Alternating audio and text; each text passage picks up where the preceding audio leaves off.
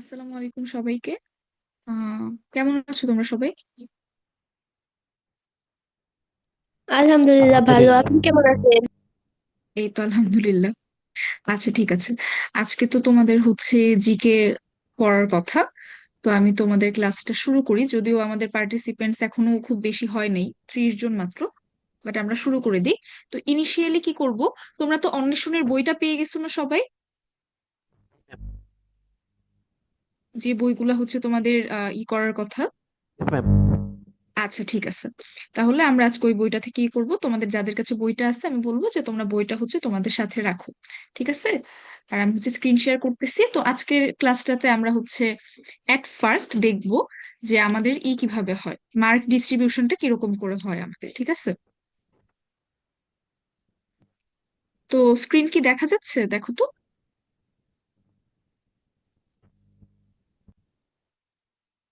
Yes, ma'am. ওকে। Yes, ma'am. আচ্ছা, তাহলে হচ্ছে কি আমরা এট ফার্স্ট দেখি যে আমাদের ক্যাডেট কলেজের এক্সাম গুলোতে কোন টপিক গুলা থেকে আসলে কত বেশি করে মার্ক আসতেছে। তো তোমাদের হচ্ছে সিক্স এর যে পাঠ্য বই আছে সেই পাঠ্য বই থেকে দেখো আমাদের অনেক বেশি কোশ্চেন আসে। যেমন 2014 সালে 11 মার্ক আসছে। আমরা রিসেন্ট থেকে যদি দেখি, 2023 সালে 4 মার্ক আসছে, 22-এ 4 মার্ক আসছে। তারপরে বাংলাদেশ ও বিশ্ব পরিচয়, এখান থেকেও বেশ ভালো মার্ক আসে। তো খেয়াল করলে দেখবা যে জিকের মধ্যে অনেক বেশি কোশ্চেন আসতেছে কি, এই যে বাংলাদেশ ও বিশ্বের ভৌগোলিক বিষয়াবলী, এই পার্টটা থেকে দেখো অনেক অনেক মার্কস আসছে। এই যে 2019 সালে 14 মার্কের কোশ্চেন জাস্ট এই একটা টপিক থেকে আসছে। এছাড়াও সশস্ত্র বাহিনী থেকে প্রত্যেক বছরই একটা হলেও কোশ্চেন আসবেই, মাস্ট। তাহলে আমাদের এই তারপর হচ্ছে আমাদের যে আইসিটি বইটা আছে, এই আইসিটি বইটাতেও কিন্তু আমাদের দেখো এরকম 4 মার্ক, 6 মার্ক, 7 মার্ক, রিসেন্ট ইয়ার গুলাতে কি আমাদের অনেক বেশি মার্কের কোশ্চেন আসছে। তাহলে এখন এট প্রেজেন্ট আমাদের সব টপিকে খুব গুরুত্ব দিয়ে পড়তে হবে। বাট এর মধ্যেও যদি আরো বেশি ইম্পর্টেন্টের কথা বলি, মানে ভেরি ভেরি ইম্পর্টেন্ট, তাহলে আমাদের টপিক কিন্তু আসতেছে যে হচ্ছে বাংলাদেশ ও বিশ্বের সাম্প্রতিক বিষয়াবলী, তারপরে হচ্ছে বাংলাদেশ ও বিশ্বের ভৌগোলিক বিষয়াবলী, এরপর আমাদের আইসিটি যে বইটা আছে সেই বইটা, দেন সাধারণ জ্ঞান ও বুদ্ধিমত্তা। এগুলার কথা কেন বললাম, কারণ কোনো ইয়ারে এই জিনিসগুলা থেকে মিস যায়নি। আর সশস্ত্র বাহিনী থেকে 1 মার্কের কোশ্চেন আসবেই, এটা একদম লিখে রাখবে। আর সশস্ত্র বাহিনী এই টপিকটা কিন্তু ছোট, তো তোমরা যদি ভালো করে পড়ো তাহলে দেখবা যে তোমাদের কিন্তু হচ্ছে একটা কোশ্চেন মাস্ট কমন পড়ে যাবে। আর অ্যাডমিশন পরীক্ষাগুলোর ক্ষেত্রে কি 1 মার্কও অনেক বেশি ইম্পর্টেন্ট। তাহলে আজকে দেরি না করে আমরা হচ্ছে গিয়ে সরাসরি চলে যাচ্ছি। এখানে বাংলাদেশ শিল্প ও সংস্কৃতি এই টপিকটা আজকে আমরা শুরু না করে, যেটা আমাদের ইম্পর্টেন্ট টপিক, যে বাংলাদেশের ভৌগোলিক বিষয়, তারপর হচ্ছে সশস্ত্র বাহিনী, এই পার্টটাতে আমরা ডিরেক্ট চলে যাচ্ছি। তো দেখো প্রত্যেকটা টপিকের শুরুতে কিন্তু তোমাদেরকে আবার নতুন করে মার্ক ডিস্ট্রিবিউশনটা দেয়া, যে কোন সময় মার্ক ডিস্ট্রিবিউশন বলতে যে কোন এক্সামে কত সালে কয়টা করে পরীক্ষা মানে কোশ্চেন আসছে। তো অলরেডি কিন্তু তোমরা অনেক কিছু জানো এখান থেকে, এই টপিকটাও তোমাদের কাছে নতুন না। ধরো হচ্ছে বাংলাদেশের সার্বভৌমত্ব রক্ষার দায়িত্ব কোন মন্ত্রণালয়? প্রতিরক্ষা মন্ত্রণালয়। দেন বাংলাদেশের সশস্ত্র বাহিনী দিবস কবে পালিত হয়? 21শে নভেম্বর। বাংলাদেশের প্রতিরক্ষার দায়িত্ব কোন বাহিনীর উপর ন্যস্ত? সশস্ত্র বাহিনী। তাহলে হচ্ছে তোমরা কিন্তু গোলমাল পাকাও না, সার্বভৌমত্ব রক্ষার দায়িত্ব কি? প্রতিরক্ষা মন্ত্রণালয়ের। আর বাংলাদেশের প্রতিরক্ষার দায়িত্ব কোন বাহিনীর উপর? সেটা কিন্তু সশস্ত্র বাহিনী। মন্ত্রণালয় আর বাহিনী এই দুইটা কিন্তু দুই জিনিস। তারপরে আবার দেখো, তাহলে এই যে বাহিনীগুলা বললাম, আমাদের বাহিনী কি? 3টা বাহিনী, সেনাবাহিনী, নৌবাহিনী, বিমান বাহিনী। এই 3টা বাহিনী কোন মন্ত্রণালয়ের আন্ডারে? এই 3টা বাহিনী কি? প্রতিরক্ষা মন্ত্রণালয়ের আন্ডারে। তাহলে এই কোশ্চেনটা আসে অনেক সময়, যে বাংলাদেশ প্রতিরক্ষা মন্ত্রণালয়ের দায়িত্বে কে থাকেন? তোমরা আমাকে বলো তো, তোমাদের অপশন দিচ্ছি। প্রতিরক্ষা মন্ত্রণালয়ের দায়িত্বে কে থাকে? অপশন 1 হচ্ছে চিফ অফ আর্মি স্টাফ, তারপর ধরো প্রধানমন্ত্রী, রাষ্ট্রপতি, আর হচ্ছে স্পিকার। তাহলে অ্যান্সার কোনটা হবে? রাষ্ট্রপতি। রাষ্ট্রপতি। রাষ্ট্রপতি। রাষ্ট্রপতি। রাষ্ট্রপতি। রাষ্ট্রপতি। প্রধান প্রধানমন্ত্রী। রাষ্ট্রপতি। প্রতিরক্ষা মন্ত্রণালয়ের দায়িত্ব হচ্ছে প্রধানমন্ত্রীর। আর সশস্ত্র বাহিনীর প্রধান রাষ্ট্রপতি। বুঝছো? এগুলা কিন্তু গোলমাল পাকাও না, এই জন্য আমি বারবার বলে দিচ্ছি যে প্রতিরক্ষা মন্ত্রণালয়, এই মন্ত্রণালয়ের দায়িত্বে প্রধানমন্ত্রী। আর সশস্ত্র বাহিনীর প্রধান, সেই সশস্ত্র বাহিনীর প্রধান হচ্ছে কি? রাষ্ট্রপতি। ঠিক আছে? তারপরে হচ্ছে তাহলে বর্তমানে এখন আমরা কি জানি যে এখন তো প্রধানমন্ত্রী নাই, তাহলে আমাদের প্রতিরক্ষা মন্ত্রণালয়ের দায়িত্বে কে আছে? তোমার যদি অপশনে থাকে যে হচ্ছে শাহাবুদ্দিন চুপ্পু, মানে উনি আমাদের রাষ্ট্রপতি যেহেতু, এরপরে হয়তো বললো ডক্টর মোহাম্মদ ইউনূস, এরপরে হয়তো বললো শেখ হাসিনা, এরপরে তোমার বললো খালেদা জিয়া, তাহলে বলো যে বাংলাদেশের বর্তমানে প্রতিরক্ষা মন্ত্রণালয়ের দায়িত্বে কে আছেন? Doctor doctor Mohammad Yunus. Yunus. Doctor Mohammad Yunus. Doctor আচ্ছা, মোহাম্মদ ইউনূস। আচ্ছা, তাহলে উনার কি উপাধি কি, মানে পদবি কি এখন? উনি কি? প্রধান উপদেষ্টা। প্রধান উপদেষ্টা। প্রধান প্রধান উপদেষ্টা। উপদেষ্টা। ওকে, গুড। আচ্ছা, তারপরে হচ্ছে মানে আমাদের যে বাহিনীগুলো আছে সেই বাহিনীগুলোর স্লোগান আমাদের মনে রাখতে হবে। সেনাবাহিনীর স্লোগান হচ্ছে সমরে আমরা, শান্তিতে আমরা, সর্বত্র আমরা, দেশের তরে। তারপরে হচ্ছে বাংলাদেশ সেনাবাহিনীর পূর্ব নাম কি ছিল? East Bengal regiment. East Bengal মানে ওই যে আমরা যখন পূর্ব পাকিস্তান বলে আমাদের পরিচয় ছিল আগে, তো তখন ওই সময়ে আমাদের যে মানে ইস্ট বেঙ্গল রেজিমেন্ট, সেখান থেকেই কি হয়েছে, বাংলাদেশ সেনাবাহিনীর উৎপত্তি হয়েছে। তারপরে বাংলাদেশের প্রথম প্রধান সেনাপতির নাম কি ছিল? জেনারেল এম এ জি ওসমানী বা আতাউল গনি ওসমানী। এরপর বাংলাদেশের অর্ডিন্যান্স ফ্যাক্টরি কোথায় অবস্থিত? অর্ডিন্যান্স ফ্যাক্টরি মানে যেখানে হচ্ছে তোমার বিভিন্ন ধরনের অ্যামিউনিশন, আর্মস, গোলা বারুদ বা যত অস্ত্র আছে এইগুলা রিলেটেড যে কাজগুলা করা হয় সেগুলা কি আমাদের হচ্ছে অর্ডিন্যান্স ফ্যাক্টরি। তাহলে বাংলাদেশের অর্ডিন্যান্স ফ্যাক্টরি কোথায় অবস্থিত? গাজীপুরে। তারপর এই কোশ্চেনটা কিন্তু ইম্পর্টেন্ট তোমাদের এবার, যে আমাদের সোর্ড অফ অনার কারা কারা পাইছে, এই যে রিসেন্টলি তোমরা জানো কিনা যে আমাদের হচ্ছে আহ কি বলে ক্যাডেটরা, মানে বিএমএ ক্যাডেটরা অফিসার হয়ে বের হয়েছে। তাহলে বাংলাদেশ সেনাবাহিনী থেকে এইবার যে হচ্ছে সোর্ড অফ অনার পাইছে, মানে বিএমএ থেকে সোর্ড অফ অনার কে পাইছে এবং কি কি পুরস্কার পাইছে, এই জিনিসগুলো একটু তোমরা মনে রাখবা। সোর্ড অফ অনার পাইছে আজমাইন ইশরাক নামের একজন, উনি হচ্ছে সোর্ড অফ অনারও পাইছে, তারপরে হচ্ছে সিএস গোল্ড মেডেল, এই দুইটাই পাইছে। তারপরে হচ্ছে সোর্ড অফ অনার কাদের প্রদান করা হয়? তাহলে সেনাবাহিনী, নৌবাহিনী আর বিমান বাহিনীর অফিসার ক্যাডেট, তাদেরকে সোর্ড অফ অনার প্রদান করা হয়। তারপরে বিএমএ বা বাংলাদেশ মিলিটারি একাডেমি কোথায় অবস্থিত? চট্টগ্রামের ভাটিয়ারিতে। এখন তোমরা ধরো এই যে ক্যাডেট কলেজে যে চান্স পাবা, তোমাদেরকেও কিন্তু এই আইসিএসবি টাইপের একটা পরীক্ষা দিয়ে ভেতরে ঢুকতে হবে, ঠিক আছে? তো এই আইসিএসবি জিনিসটা কি? এটা হচ্ছে basically mainly inter service selection board. তার মানে তোমরা যারা যারা ভবিষ্যতে অফিসারও হতে চাও, তো তোমাদের তো অনেকেরই ইচ্ছা আছে অফিসার হওয়ার, তাই না? তো যারা অফিসার হতে চাও তাদেরকে 4 দিন ব্যাপী এই পরীক্ষাটা দিয়ে সিলেক্ট করে এরপরে তোমাদেরকে হচ্ছে অফিসার ক্যাডেট হিসেবে নিয়োগ দেওয়া হবে। তো এই যে 4 দিন ব্যাপী পরীক্ষাটা, এটা তোমার হচ্ছে এই টোটাল জিনিসটাকে বলা হয় কি? আইসিএসবি। তো আইসিএসবি তোমার ঢাকাতে হয়। তোমরা ক্যাডেট কলেজেও যারা হচ্ছে কি ধরো রিটেন দিয়ে টিকবে, এরপরে ভাইভা হবে, ওইটাও কি কিছুটা হচ্ছে এই টাইপের একটা পরীক্ষা, 4 দিন ব্যাপী হয় না, বাট ওই যে ভাইভা দিচ্ছ, এরপরে তোমাদের কিছু আইকিউ টাইপের জিনিস থাকে। তো আইসিএসবি তো মোটামুটি এই ধরনের একটা পরীক্ষা হয়। দেন বাংলাদেশ সামরিক জাদুঘর কোথায় অবস্থিত? ঢাকার বিজয় সরণিতে। তারপরে বাংলাদেশ সেনাবাহিনীতে নিয়োগপ্রাপ্ত কমিশন অফিসারের প্রথম পদবি কি? তার মানে এই যে বললাম, ধরো তোমাদের একটা কোশ্চেন বলি, যে সোর্ড অফ অনার যারা পেয়েছে, সোর্ড অফ অনার পেয়ে এখন যে বের হয়ে আসছে, তার পদবি কি? তিনি কি ক্যাপ্টেন নাকি লেফটেন্যান্ট নাকি অন্য কিছু? ওনার পদবি কি হবে? এই যে আমি বললাম যে lieutenant. Sword lieutenant. Of honour, sword of honour যে এবার পেয়েছে কে? আজমাইন ইশরাক। তো ওর পদবি কি? ও কি ক্যাপ্টেন আজমাইন ইশরাক নাকি লেফটেন্যান্ট আজমাইন ইশরাক? লেফটেন্যান্ট। লেফটেন্যান্ট। লেফটেন্যান্ট। ওকে। তারপরের কোশ্চেন বলো তো, বাংলাদেশ সেনাবাহিনীর সর্বোচ্চ পদ কি? জেনারেল। জেনারেল। যে আচ্ছা, আচ্ছা, তোমার কি প্রধান। ফিল্ড মার্শাল নিয়ে কোনো আইডিয়া আছে তোমাদের? Yes miss. আচ্ছা, বলো তো পৃথিবীতে ফিল্ড মার্শাল কয়জন? এটা জানি। মিস একজন। আচ্ছা, না একজন না। ফিল্ড মার্শাল আমি যতদূর জানতাম 4জন, দাঁড়াও আমি এটা দেখে বলি। আচ্ছা বলো তো বাংলাদেশ থেকে কোনো ফিল্ড মার্শাল হচ্ছে কখনো হয়েছে কিনা, বা নো ফিল্ড মার্শাল ম্যাম। হওয়ার ক্যাটাগরি?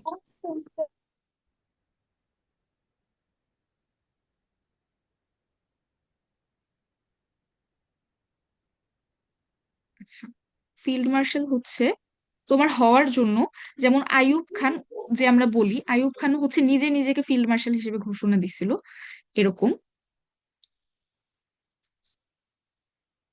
আর আমি একটু দেখে বলতেছি কয়জন আছে। আচ্ছা, ফিল্ড মার্শাল হচ্ছে ভ্যারি করে, যেমন ইন্ডিয়াতে 2জন ফিল্ড মার্শাল আছে, পাকিস্তানে 2জন আছে, এরকম টোটাল 4জন আমি জানতাম তোমরা এটা নিয়ে আরেকটু ঘাটাঘাটি করবা। তো ফিল্ড মার্শাল কাদেরকে বলে? যারা হচ্ছে কোনো বিশ্বযুদ্ধে পার্টিসিপেট করছে, বিশ্বযুদ্ধ লিড করছে, এরকম যারা আছে তাদেরকে বলা হয় ফিল্ড মার্শাল। তো বাংলাদেশে কি কোনো ফিল্ড মার্শাল নাই? তাহলে কোশ্চেন দুইটা, একটা হচ্ছে বাংলাদেশ সেনাবাহিনীর সর্বোচ্চ পদ কি? সর্বোচ্চ পদ হচ্ছে জেনারেল। আর এমনি ওভারঅল পুরা পৃথিবীর দিকে যদি চিন্তা করো যে সেনাবাহিনীর সর্বোচ্চ পদ কি, তাহলে সেনাবাহিনীর সর্বোচ্চ পদ হচ্ছে ফিল্ড মার্শাল। ঠিক আছে। আচ্ছা, আবার আমাকে বলো তো, প্রতিরক্ষা মন্ত্রণালয়ের দায়িত্বে কে আছে?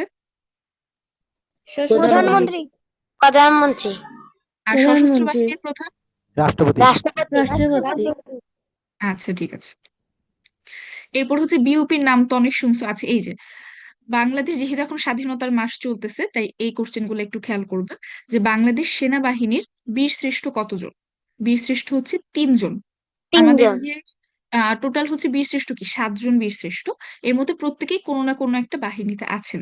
তো এই যে 7 জন বীর শ্রেষ্ঠ, তার মধ্যে 3 জন ছিলেন বাংলাদেশ সেনাবাহিনীর। তারা হচ্ছে সিপাহী মোস্তফা কামাল, সিপাহী হামিদুর রহমান, আর হচ্ছে ক্যাপ্টেন মহিউদ্দিন জাহাঙ্গীর। বিমান বাহিনীর সদর দপ্তর ঢাকায় অবস্থিত।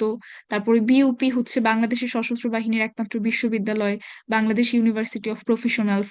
দেন টাস্ক ফোর্স কি? টাস্ক ফোর্স হচ্ছে সেনাবাহিনী, নৌবাহিনী এবং বিমান বাহিনীর সম্মিলিত দল। তারপরে এইগুলা তোমরা হচ্ছে কি পড়ে ফেলবা, ঠিক আছে? এগুলা তোমরা ইনশাল্লাহ পারো।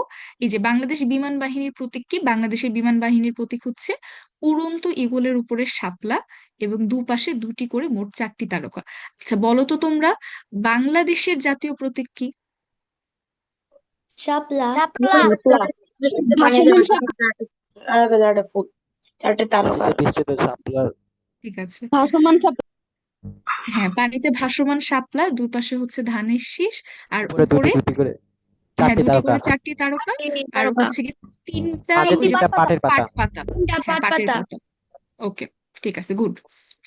তারপর হচ্ছে বাংলাদেশ বিমান বাহিনীর স্লোগান হচ্ছে বাংলার আকাশ রাখিব মুক্ত। আচ্ছা, বলো তো দেশের বৃহত্তম যুদ্ধ জাহাজের নাম কি?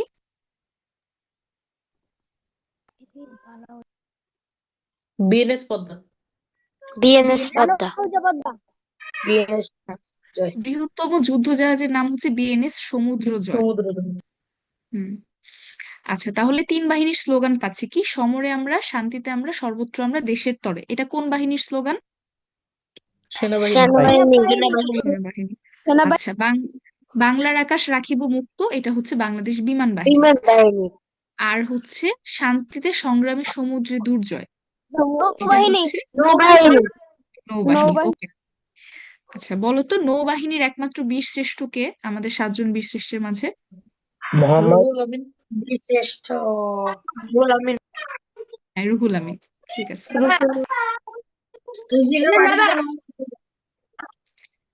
আচ্ছা, তারপরে এখানে হচ্ছে তোমাদের সেনাবাহিনীদের বাবারা তোমরা একটু মিউট করে ফেলো, কেউ মনে হয় আনমিউট হয়ে গেছো। আচ্ছা, তারপর হচ্ছে আগে সেকেন্ড লেফটেন্যান্ট ছিল, বর্তমানে সেকেন্ড লেফটেন্যান্ট নাই। তো আমাদের বাংলাদেশ সেনাবাহিনীর র্যাঙ্ক স্টার্ট হচ্ছে লেফটেন্যান্ট থেকে। আর বিমান বাহিনী এবং নৌবাহিনীর র্যাঙ্ক স্টার্ট হয় pilot officer, acting sub lieutenant, তারপরে আস্তে আস্তে হয়ে হয়ে তোমার হচ্ছে বড় হইতে হইতে তারপরে এই জিনিসগুলোতে যায়। এগুলা তোমরা দেখে ফেলো, এগুলা থেকেও হচ্ছে মোটামুটি কোশ্চেন আসে, ঠিক আছে?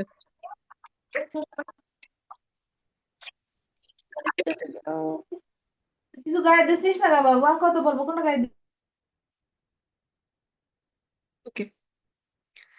এরপরে হচ্ছে ক্যাডেট কলেজ সমূহ। আমি তোমাদেরকে মেইন যেটা ইম্পর্টেন্ট সেটা হচ্ছে তোমাদের পড়াই যে আচ্ছা, এখানে কয়েকটা মজার জিনিস বলি। রাজশাহী ক্যাডেট কলেজ, এটার পূর্ব নাম কি ছিল? পূর্ব নাম ছিল আইয়ুব ক্যাডেট কলেজ। তারপরে এই যে ময়মনসিংহ গার্লস ক্যাডেট কলেজ আমরা বলি, এটাও হচ্ছে আসলে ময়মনসিংহ গার্লস ক্যাডেট কলেজ শুরু থেকেই ছিল না। তোমার আহ মঈন খান বলে একজন আছে, মানে এটা কোনো একটা রেসিডেন্সিয়াল স্কুল ছিল, সেটাকেই তারপরে তোমার হচ্ছে গিয়ে স্বাধীনতার পরে ময়মনসিংহ গার্লস ক্যাডেট কলেজ হিসেবে প্রতিষ্ঠা করা হয়েছে। তারপরে এই কোশ্চেনটা আসে অনেক সময়, ফৌজদারহাট ক্যাডেট কলেজের প্রথম অধ্যক্ষের নাম কি? এটা ক্যাডেট কলেজের ভেতরের কোশ্চেন। ইভেন যখন ক্যাডেট কলেজে তোমরা ইনশাল্লাহ যারা যারা চান্স পাবা, দেখবা ক্যাডেট কলেজের ভেতর কি হয়, তোমার এলএম হয়, এলএম এর মধ্যে একটা পার্ট থাকে জিকে কম্পিটিশন বা কুইজ কম্পিটিশন। তো ওই জিকে কম্পিটিশনে এই কোশ্চেনটা অনেক আসে, যে ফৌজদারহাট ক্যাডেট কলেজ তো বাংলাদেশের প্রথম ক্যাডেট কলেজ, তো সেটার প্রথম অধ্যক্ষ কে ছিল? প্রথম অধ্যক্ষ ছিল স্যার উইলিয়াম মরিস ব্রাউন। তারপর আয়তনে বৃহত্তম ক্যাডেট হচ্ছে Joypurhat cadet college. Mymensingh girls cadet college হচ্ছে ক্ষুদ্রতম ক্যাডেট কলেজ আয়তনে, কিন্তু মেয়েদের মধ্যে থেকে কি প্রথম। আচ্ছা, ময়মনসিংহ গার্লস ক্যাডেট কলেজের পরে একটা ক্যাডেট কলেজ প্রতিষ্ঠা হয়েছে ছেলেদের, সেটা কোন ক্যাডেট কলেজ বলতে পারবা? Comilla cadet college, Comilla cadet college. Okay, Comilla good, cadet college. হ্যাঁ হ্যাঁ হয়েছে, গুড। তারপরে হচ্ছে এই যে ক্যাডেট কলেজের মোটো বা নীতি কি, সেটা হচ্ছে অল রাউন্ড জেন্টলম্যান, বা একজন ভালো মানুষ অথবা চৌকস নাগরিক তৈরি করা।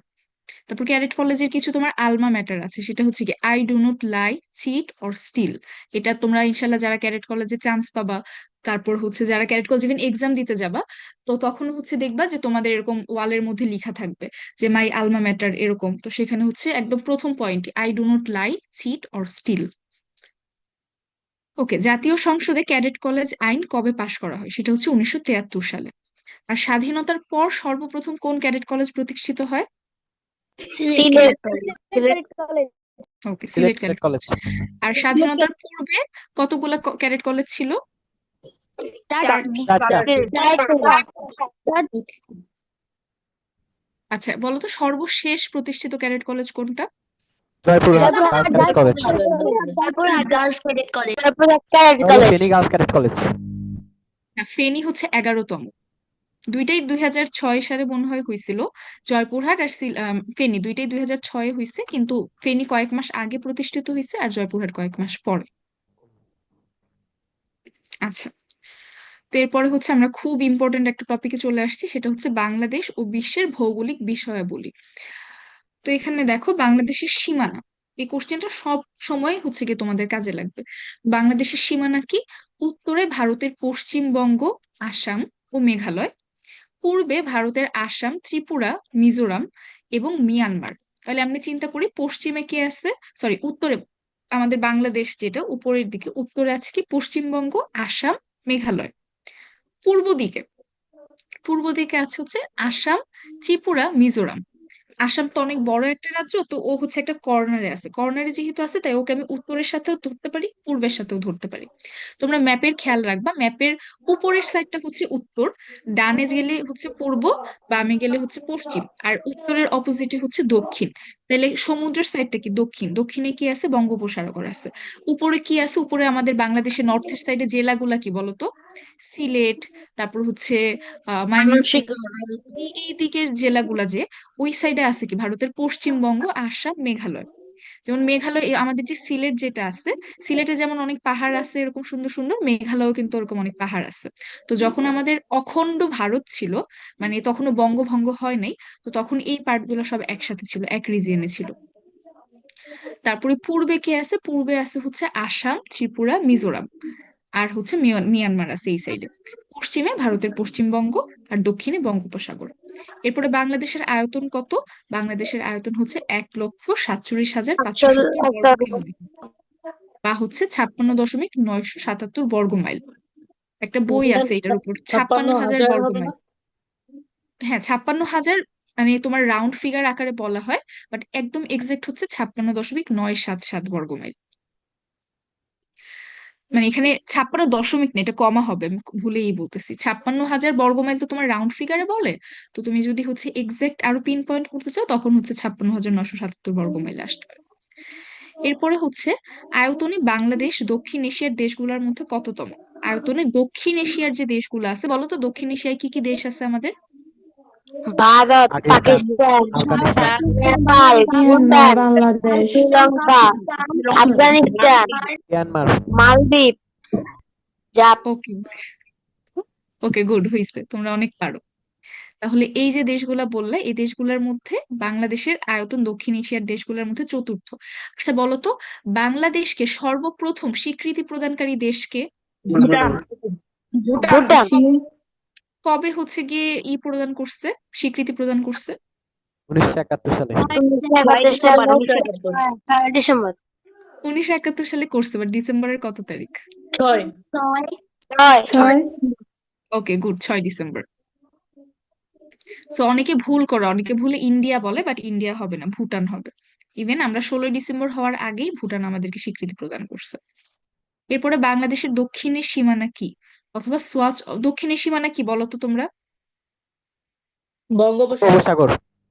আচ্ছা, বঙ্গোপসাগর। তারপরে সোয়াচ অফ নো গ্রাউন্ড এই জিনিসটা কি তোমরা জানো? বঙ্গোপসাগরের একটি খাত। বঙ্গোপসাগরের বঙ্গোপসাগর একটা হ্যাঁ, গভীরতম খাত বঙ্গোপসাগরের। পৃথিবীর সব থেকে গভীরতম খাত হচ্ছে মারিয়ানা ট্রেঞ্চ, আর বঙ্গোপসাগরের সব থেকে গভীরতম খাত হচ্ছে সোয়াচ অফ নো গ্রাউন্ড। ঠিক আছে। Coward of no ground. হুম। এরপরে হচ্ছে বাংলাদেশের দক্ষিণ ভারতের কোন প্রদেশ রয়েছে, মানে দক্ষিণে, আমাদের দক্ষিণে আছে কি বঙ্গোপসাগর, এইদিকে ভারতের কোন প্রদেশ আছে, সেটা হচ্ছে আন্দামান নিকোবর দ্বীপপুঞ্জ। দেখবা আন্দামান হচ্ছে এত প্রত্যন্ত টাইপের একটা অঞ্চল ছিল যে প্রাচীনকালে মানুষকে হচ্ছে নির্বাসনে পাঠাইতো আন্দামান আন্দামান দ্বীপে। তো হচ্ছে বাংলাদেশের উত্তরে ভারতের কোন কোন প্রদেশের সীমানা আছে? তো বাংলাদেশের উত্তরে আগে তুমি যদি বাংলাদেশের সীমানাটা পড়ে ফেলো, টোটালটা যে উত্তরে কি আছে, দক্ষিণে কি আছে, পূর্ব পশ্চিমে কি, তাহলে এই কোশ্চেন গুলো তোমরা পারবা। তাহলে কি পড়ছিলাম, বাংলাদেশের সীমানা হচ্ছে উত্তরে আছে পশ্চিমবঙ্গ, আসাম, মেঘালয়। তাহলে এটাই উত্তরে ভারতের কোন কোন প্রদেশ আছে, আসাম, মেঘালয় আর হচ্ছে পশ্চিমবঙ্গ। তারপরে আমরা কি পড়ছি, পূর্বে কি আছে, পূর্বে হচ্ছে আসামটা একটু বড় তাই আসাম আর একটু কাভার করছে। তাহলে পূর্বে আছে কি, আসাম আছে, তারপরে হচ্ছে ত্রিপুরা আছে, মিজোরাম আছে। ত্রিপুরা মিজোরাম এই যে পার্ট গুলা, এগুলা কিন্তু আমাদের যে আদিবাসী অঞ্চল যারা, তাই না, এই অঞ্চলগুলো ওই সাইডে ছিল। তাহলে দেখো চিটাগাং কি বাংলাদেশের পূর্ব দক্ষিণ সাইডে পড়ছে না, দক্ষিণ পূর্ব সাইডে। তাহলে আমাদের দক্ষিণ পূর্ব, দক্ষিণে তো বঙ্গোপসাগর আছেই, পূর্বে তাহলে কি আসতেছে, ত্রিপুরা মিজোরাম, আর ওইদিকে হচ্ছে আসাম। ঠিক আছে। তোমরা এরকম ম্যাপটাকে ভিজুয়ালাইজ করে পড়লে এই সীমানাগুলো তোমাদের কাছে খুব ক্লিয়ার হয়ে যাবে। বাংলাদেশের সাথে কয়টি দেশের সীমান্ত আছে? দুইটি দেশ, ভারত আর হচ্ছে মিয়ানমার। তারপর বাংলাদেশের সাথে ভারতের কয়টি প্রদেশের সীমান্ত রয়েছে? তাহলে কয়টা প্রদেশ 5টি। পাইলাম? আসাম, পাঁচটি। আচ্ছা 5টি, আসাম, মেঘালয়, ত্রিপুরা, মিজোরাম আর হচ্ছে পশ্চিমবঙ্গ। এরপরে বাংলাদেশের মোট সীমান্তবর্তী জেলা কয়টা? 32টা। এবং হচ্ছে 32। এর মধ্যে ভারতের সাথে সীমান্ত জেলা আছে 30টা, আর মিয়ানমারের সাথে 3টা। তাহলে দেখো 3 আর 30 মাঝে কি একটা কমন জেলা আছে? কোন কমন জেলা তোমার উভয় দেশের সাথে সীমান্ত আছে? ভারতের সাথে রাঙ্গামাটি। মিয়ানমার। রাঙ্গামাটি রাঙামাটি, গুড। এরপরে হচ্ছে সীমান্তবর্তী কোন জেলায় ভারতের সাথে কোনো সংযোগ নেই? বান্দরবান আর কক্সবাজার, এই দুই জেলায়। হুম। এটা কিন্তু গুলায় ফেলো না, অনেকে কি ভাবে রাঙামাটি বান্দরবান তো একসাথে বলে, তো এই কারণে হচ্ছে গিয়ে ভাবে যে বান্দরবানও মনে হয় ভারতের সাথে আছে, কিন্তু নাই। বান্দরবান কক্সবাজার এই দুই দেশের সাথে, সরি এই দুই জেলার সাথে ভারতের কোনো সংযোগ নাই।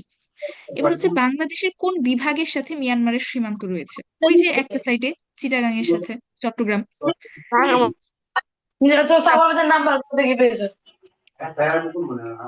তারপর হচ্ছে বাংলাদেশের কোন দুটি বিভাগের সাথে সীমান্তবর্তী জেলা নেই? বিভাগ। তাহলে সীমান্তবর্তী জেলা তো আমাদের অনেকগুলো আছে, তো কোন বিভাগের মধ্যে নেই? তাহলে মিডলের দিকে। ঢাকা ও বরিশাল। একদম বাংলাদেশের ঢাকা আর মিডলে কি বরিশাল। আছে? ঢাকা, বরিশাল এই জিনিসগুলোর আশেপাশে অন্যান্য অঞ্চল, তার মানে ঢাকা আর বরিশাল এই দুই বিভাগের সাথে কি সীমান্তবর্তী কোনো জেলা নাই। আয়তনে বাংলাদেশে বিশ্বে কততম? 94তম দেশ। আচ্ছা, দক্ষিণ এশিয়ার মধ্যে বাংলাদেশ কততম আয়তনে? চতুর্থ। চতুর্থ। তারপরে বাংলাদেশের সব থেকে বড় বিভাগ কি চট্টগ্রাম। আয়তনে? চট্টগ্রাম। চট্টগ্রাম।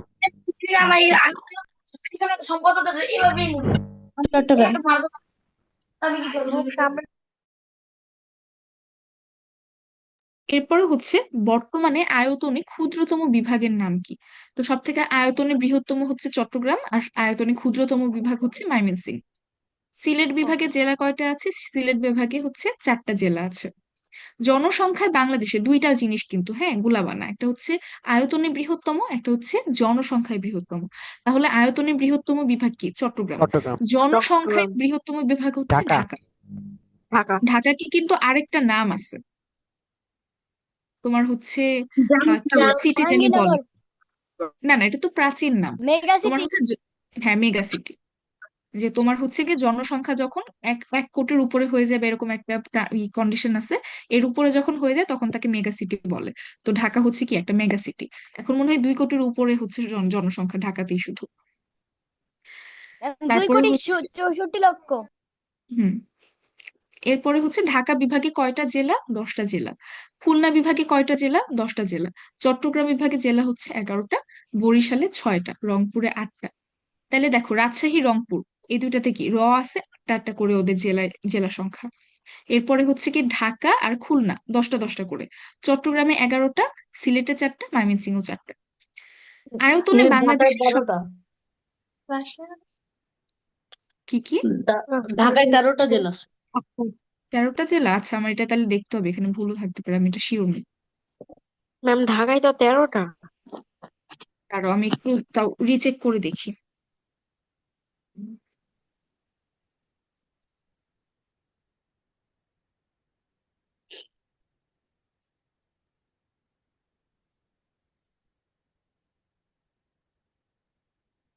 হুম, 13টা। ঢাকা, ঢাকার পাশাপাশি হচ্ছে ফরিদপুর, গাজীপুর, গোপালগঞ্জ, কিশোরগঞ্জ, মাদারীপুর, মানিকগঞ্জ, মুন্সিগঞ্জ, নারায়ণগঞ্জ, নরসিংদী, রাজবাড়ী, ফরিদপুর। শরীয়তপুর, টাঙ্গাইল। তাহলে এটা হচ্ছে, তোমরা সবাই একটু কারেকশন করে ফেলো, ঠিক আছে? এই যে ঢাকা বিভাগে তোমার জেলা হচ্ছে 13টা। আচ্ছা, যে বললা তাকে অনেক অনেক থ্যাংক ইউ। এরপরে আয়তনে বাংলাদেশের সব থেকে বড় জেলা কি? আয়তনে বাংলাদেশের সব থেকে বড় জেলা হচ্ছে রাঙামাটি। রাঙামাটি। এরপরে ময়মনসিংহ বিভাগে জেলার সংখ্যা কত? 4টি। 4টি। ওকে। এরপরে হচ্ছে আয়তনে ঢাকা বিভাগের বৃহত্তম জেলা কোনটি? তো ঢাকা বিভাগের আয়তনে সব থেকে বড় হচ্ছে টাঙ্গাইল। কোন টাঙ্গাইল। দুটি বিভাগের সবগুলো জেলার সাথে সীমান্তবর্তী জেলা রয়েছে? তো সিলেট আর ময়মনসিংহ, এই দুই জেলায় তোমার কি, এরা কি এক কাছাকাছি টাইপের এরিয়া? তো এদের প্রত্যেকের যে জেলাগুলো আছে 4টা করে, এরা হচ্ছে তোমার কি সীমান্তবর্তী, প্রত্যেকটা জেলায় সীমান্তবর্তী।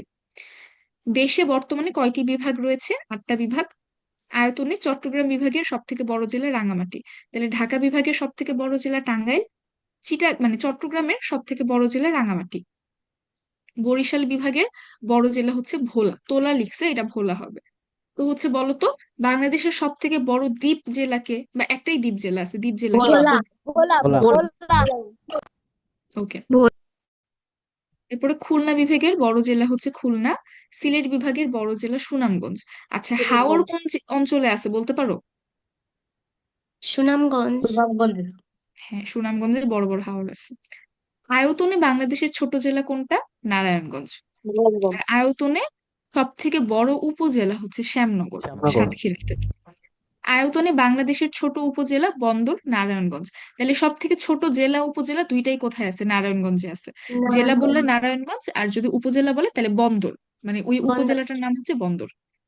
জনসংখ্যায় বাংলাদেশের বড় জেলা পড়ছি ঢাকায়, আর জনসংখ্যায় ছোট জেলা হচ্ছে বান্দরবান, কারণ সেখানে যেহেতু একটু পাহাড়ি টাইপের এলাকা, মানুষ কম থাকে। জনসংখ্যায় বাংলাদেশের সব থেকে বড় উপজেলা হচ্ছে সাভার। তাহলে জনসংখ্যায় বড় উপজেলা সাভার। জনসংখ্যায় ছোট উপজেলা কোথায়? জুরাছড়ি। তো এখানে সীমান্তবর্তী স্থানগুলোর অবস্থান তোমাকে দিয়ে দিছে, এগুলা একটু তোমরা দেখে নিবা নিজেরা। এরপরে তোমার হচ্ছে আহ বেনাপোল, যশোর। বেনাপোল হচ্ছে কি একটা ইম্পর্টেন্ট প্লেস, কারণ এদিকে কি আমাদের বন্দর আছে। তো বেনাপোল হচ্ছে যশোরে অবস্থিত, সীমান্তবর্তী একটা বন্দর। এরপরে বাংলাদেশের ভৌগোলিক অবস্থান। তো এটা হচ্ছে আমরা সবাই অলরেডি পারি, আমি তোমাদেরকে এখন জাস্ট কোশ্চেন করব, স্ক্রিন শেয়ার অফ করে আমি তোমাদের কোশ্চেন করি। আচ্ছা, তোমরা বলো, বাংলাদেশের সব থেকে পশ্চিমের জেলা কোনটা? চাঁপাইনবাবগঞ্জ। ওকে। আর পশ্চিমের থানা? শিবগঞ্জ। শিবগঞ্জ আচ্ছা, বাংলাদেশের সবচেয়ে পশ্চিমের স্থান কোনটা? মনাকশা। মনাকাশা। আচ্ছা, বাংলাদেশের সব থেকে পূর্বের জেলা কোনটা? বান্দরবান। পূর্বের উপজেলা? থানচি। থানচি। শান্তি বান্দরবান আর মানে সবচেয়ে পূর্বের স্থান কোনটা? আখাইনচং। আখাইনচং। ওকে। তারপরে বাংলাদেশের সর্বদক্ষিণের স্থান কোনটা? কক্সবাজার। কক্সবাজার। কক্সবাজার। সর্বদক্ষিণের স্থান? সেরাদ্বীপ। ছেড়াদ্বীপ। গুড। আর সর্বদক্ষিণের জেলা? Saint Martin. কক্সবাজার। এই যে কক্সবাজার। ভুলাই ফেলছো, দেখো, সর্বদক্ষিণের জেলা কক্সবাজার। স্থান বললে ছেড়াদ্বীপ। মানে এটা সেন্ট মার্টিন থেকেও একটু দূরে ছেড়া দ্বীপ, অথবা সেন্ট মার্টিন অপশন থাকলে সেন্ট মার্টিনও দিতে পারবো। আর সর্বদক্ষিণের উপজেলা কোনটা? টেকনাফ। টেকনাফ। টেকনাফ। আচ্ছা, বাংলাদেশের সর্বদক্ষিণের ইউনিয়ন কোনটা? Saint Martin. Saint Martin. সর্ব উত্তরের জেলা? পঞ্চগড়। পঞ্চগড়। সর্ব উত্তরের স্থান? তেঁতুলিয়া। বাংলা কথা। জায়গির জন্য বাংলা ও বন্ধ। বাংলা বন্ধা। ওকে, গুড। এরপর হচ্ছে বাংলাদেশের উত্তর পূর্ব কোণ, মানে ওই যে এই সাইডে পূর্ব দিক এবং উত্তরে এই যে কর্নারটা, এই উত্তর পূর্ব কোণের উপজেলা কোনটা? জকিগঞ্জ। জকিগঞ্জ সিলেট। জকিগঞ্জ সিলেট। আচ্ছা, এই তোমরা কি বই দেখে বলতেছো? ম্যাম। আচ্ছা, গুড। এরপরে হচ্ছে বাংলাদেশ দক্ষিণ পূর্ব কোণের জেলা কোনটা? টেকনাফ। আর টেকনাফ কক্সবাজার। ওকে, গুড। আচ্ছা, যদি তোমাদের কোশ্চেন এভাবে আসে যে বাংলাদেশ দক্ষিণ পূর্ব কোণের উপজেলা কোনটা, অপশনে আছে টেকনাফ, কক্সবাজার, বান্দরবান, তারপরে হচ্ছে আখাইনিঠং, মানে আখাইনঠং, তাহলে হচ্ছে টেকনাফ। অ্যান্সার কোনটা হবে? টেকনাফ আমি কি জেলা বলছিলাম না উপজেলা বলছিলাম? উপজেলা। উপজেলা। ওকে, তাহলে ঠিক আছে। আগাই এরপরে হচ্ছে বাংলাদেশের জাতীয় বিষয়াবলী, এগুলাও তোমরা সবাই জানো। আচ্ছা, আমি স্ক্রিন শেয়ারটা আবার অন করি।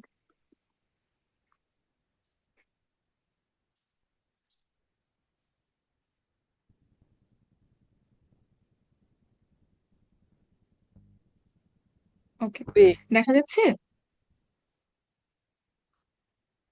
স্ক্রিনটি? দেখতে পাচ্ছ তোমরা? ওকে। বাংলাদেশের জাতীয় প্রতীক কি? এটা অলরেডি তোমরা হচ্ছে কোশ্চেন অ্যান্সার দিয়ে ফেলছো, যে হচ্ছে গিয়ে পানিতে ভাসমান শাপলা, দুপাশে দুইটি ধানের শীষ, এবং হচ্ছে গিয়ে শাপলা ফুলের চূড়ায় পরস্পর সংযুক্ত পাট গাছের তিনটি পাতা, মানে তিনটা পাতা একসাথে হয়ে থাকে, এবং উভয় পাশে দুটি করে মোট 4টি তারকা। বাংলাদেশ জাতীয় প্রতীকের ডিজাইনার কে? চিত্রশিল্পী কামরুল হাসান। তারপরে হচ্ছে জাতীয় পতাকার রূপকার কে? জাতীয় পতাকা জাতীয় প্রতীক দুইটাই কি চিত্রশিল্পী কামরুল হাসানের হচ্ছে করা।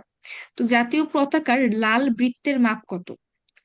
লাল বৃত্তের মাপ হচ্ছে পতাকার 5 ভাগের 1 অংশ। 5 ভাগের 1, এটা গুলায় না। লাল বৃত্ত যেটা, যে লাল গোল্লাটা থাকে, সেটা হবে পতাকা যতটুকু হবে তার 5 ভাগের 1 ভাগ অ্যামাউন্টে থাকবে লাল বৃত্ত। আর যদি বলে যে জাতীয় পতাকার অনুপাত কত বা দৈর্ঘ্য 5:3। প্রস্থের অনুপাত কত, 5:3। তখন সেটা বলবা কি 5:3 বা 10:6। 5:6। আচ্ছা, এবার ধরো আমি তোমাকে কিছু একটু ট্রিকি কোশ্চেন করলাম, বললাম না এটা বললে হবে না আসলে। আচ্ছা, আমি এটা কেন বলছি, কারণ আমি যখন ক্যাডেট কলেজে এক্সাম দিয়েছিলাম আমার একটা ম্যাথ কোশ্চেন আসছিল, বলছে যে একটা জিনিসের অনুপাত হচ্ছে 10। তো আমি ওই ম্যাথটা পারি নাই, কারণ আমি 10:1। বুঝতেছিলাম না যে অনুপাত 10 বলতে কি বোঝাচ্ছে, তারপরে 10:1। বুঝছি যে 10:1। আচ্ছা, তো হচ্ছে কি কে সর্বপ্রথম জাতীয় পতাকা উত্তোলন করেন? আসম আব্দুর আকসু বেকি আসম আব্দুর রব। আচ্ছা, আর এখন বর্তমানে ডাকসুর ভিপি কে? সাদিক কায়েম। আচ্ছা, ঠিক আছে। এরপর হচ্ছে সর্বপ্রথম কোথায় জাতীয় পতাকার উত্তোলন করা হয়? সেটা হয় ঢাকা বিশ্ববিদ্যালয়ের বটতলার বটতলার এক ছাত্র ছাত্র সমাবেশে। সমাবেশে। বহির্বিশ্বে সর্বপ্রথম কোথায় জাতীয় পতাকা উত্তোলন করা হয়? মানে আমাদের বাংলাদেশের বাইরে সর্বপ্রথম জাতীয় পতাকা উত্তোলন করা হয় ভারতের ভারতে। কলকাতাস্থ তৎকালীন পাকিস্তান হাই কমিশনে। মানে ভারতে যে তোমার হচ্ছে পাকিস্তান হাই কমিশন ছিল ওই সময়ের, সেখানে হচ্ছে তোমার প্রথম জাতীয় পতাকা উত্তোলন করা হয়। বাংলাদেশের জাতীয় পতাকা উত্তোলন দিবস কবে? 2 মার্চ। 2 মার্চ। তাহলে প্রথম হচ্ছে কি জাতীয় পতাকা উত্তোলন করা হয় বটতলায় কত তারিখে? 2 মার্চে। আর কে উত্তোলন করে? ভিপি আসম আব্দুর রব। তাহলে এভাবে চিন্তা করতে পারো, ডাকসুর ভিপি আসম আব্দুর রব 2 মার্চে বটতলাতে জাতীয় পতাকা উত্তোলন করছিল সর্বপ্রথম। তাহলে একটা লাইনে তোমার সর্বপ্রথম 3টা ইনফরমেশন পেয়ে গেলাম। এরপরে হচ্ছে জাতীয় প্রতীক ব্যবহারের অধিকারী কারা?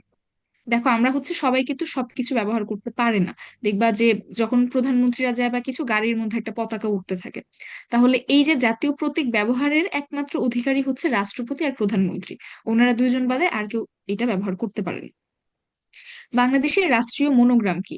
বাংলাদেশের রাষ্ট্রীয় মনোগ্রাম হচ্ছে লাল রঙের বৃত্তের মাঝে হলুদ রঙের বাংলাদেশের মানচিত্র, বৃত্তের উপর দিকে লেখা গণপ্রজাতন্ত্রী বাংলাদেশ, নিচে লেখা সরকার, এবং বৃত্তের দুপাশে দুটি করে চারটি তারকা। তাহলে এইটুকু সেম, দুইটি করে চারটি তারকা থাকবেই। এক্সেপশনাল কি আসতেছে, তোমার হচ্ছে একটা লাল বৃত্ত, বৃত্তের মধ্যে হলুদ কালার একটা মানচিত্র, উপরে গণপ্রজাতন্ত্রী বাংলাদেশ, নিচে সরকার। তো এটা আমাদের কি, এটা হচ্ছে আমাদের বাংলাদেশের কি বলে রাষ্ট্রীয় মনোগ্রাম। তাহলে জাতীয় প্রতীক আর রাষ্ট্রীয় মনোগ্রাম দুইটা কিন্তু আলাদা, দুইটা সেম না, গুলায় ফেলো না। এরপরে হচ্ছে জাতীয় পতাকার নকশা প্রথম কে তৈরি করে, এখানেও কিন্তু একটা কনফিউশন ক্রিয়েট হয়। বাংলাদেশের জাতীয় পতাকার রূপকার হচ্ছে কামরুল হাসান, কিন্তু নকশা প্রথম তৈরি করছে শিবনারায়ণ দাস। কেউ কিছু বললো আমাকে?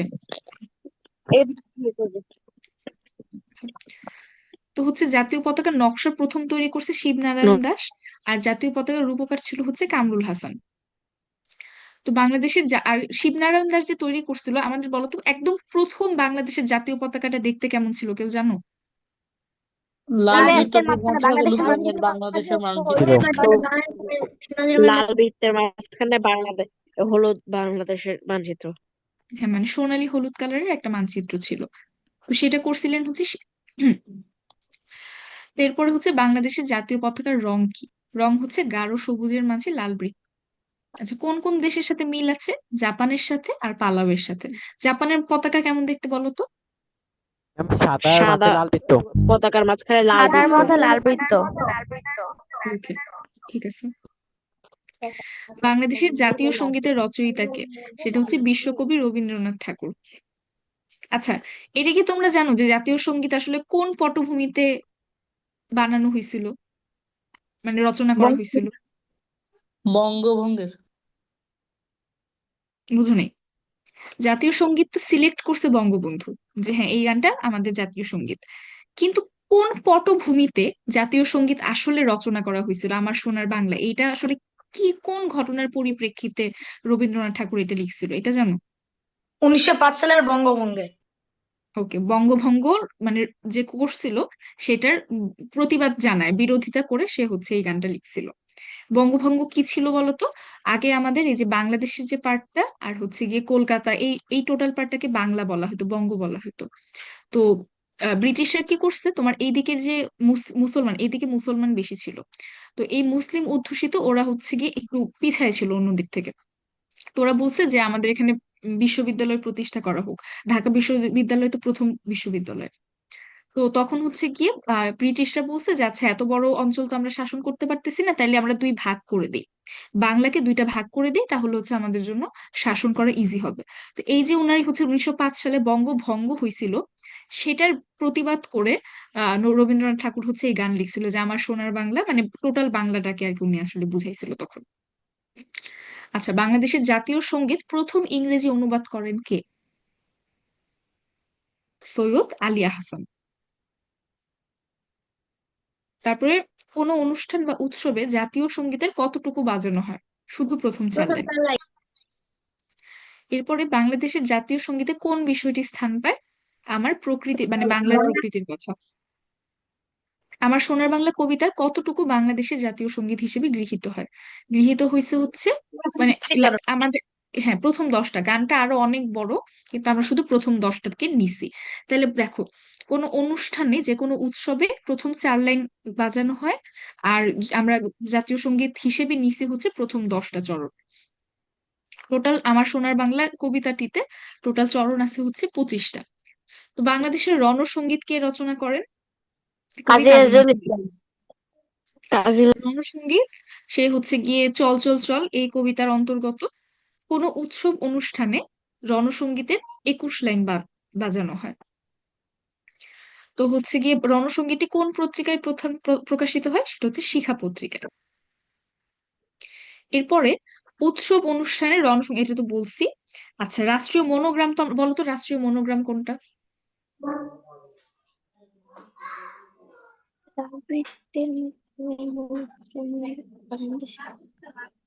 আচ্ছা, হ্যাঁ, গুড। এটা তো আমি ভাবছিলাম তোমরা সবাই পারবা। আচ্ছা, বলো তো রাষ্ট্রীয় প্রতীক কোনটা? জাতীয় প্রতীক, হ্যাঁ, শাপলা। শাপলা। পানির মধ্যে তাহলে ভাসমান শাপলা। হ্যাঁ, তাহলে প্রতীক আর মনোগ্রাম ওইটা গুলানো যাবে না। মনোগ্রাম হচ্ছে তোমার ওই যে বৃত্তের মাঝে লাল বৃত্তের মাঝে সোনালী কালার বা হলুদ কালারের বাংলাদেশের মানচিত্র, দুই পাশে দুটি করে চারটি তারকা, উপরে গণপ্রজাতন্ত্রী বাংলাদেশ, নিচে হচ্ছে সরকার। তাহলে এই যে রাষ্ট্রীয় মনোগ্রাম, এটার ডিজাইনার কে? ডিজাইনার হচ্ছে এ সাহা। আর জাতীয় প্রতীকের ডিজাইনার কে? কামরুল হাসান। ওকে, গুড। আচ্ছা, বাংলাদেশের রণসঙ্গীত হচ্ছে কাজী নজরুল ইসলাম। আর ক্রীড়া সঙ্গীতের রচয়িতা কে? সেলিমা রহমান। সেলিমা রহমান, গুড। বাংলাদেশের মানচিত্র প্রথম কে আঁকেন? এটা James Rennell. Doctor James Rennell. Okay, good. এরপরে হচ্ছে বাংলাদেশের জাতীয় ফুলের নাম কি? শাপলা, সবাই জানি, এগুলা এগুলা সবাই জানি আমরা। জাতীয় খেলা, জাতীয় পশু, জাতীয় ফল, জাতীয় মাছ। মাঝে এরকম একটা ফানি ভিডিও ভাইরাল হয়েছিল না, একটা ছেলেকে জিজ্ঞেস করছে জাতীয় মাছ কি, সে বলছে পাঙ্গাস। তো তোমরা এই ভুল করো না, জাতীয় মাছ কি? ইলিশ। আর জাতীয়, অনেকে হচ্ছে জাতীয় ফুল ভুল করে। ইভেন বড় বড় মানুষকেও আমি দেখছি, তারা জাতীয় ফুল বললে গোলাপ বলে অনেক সময়। না, গোলাপ না, জাতীয় ফুল হচ্ছে শাপলা।